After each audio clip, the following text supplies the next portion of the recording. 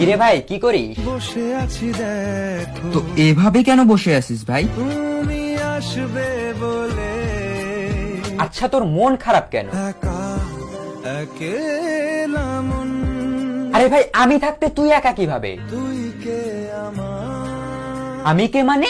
আমাকে তুই ভুলে গেলি? না রে না, ভাই তুই কি তোর লাইফে ভালোভাবে বাঁচতে চাস না? বেঁচে থেকে লাভ কি বল, বেঁচে থেকে লাভ কি মানে?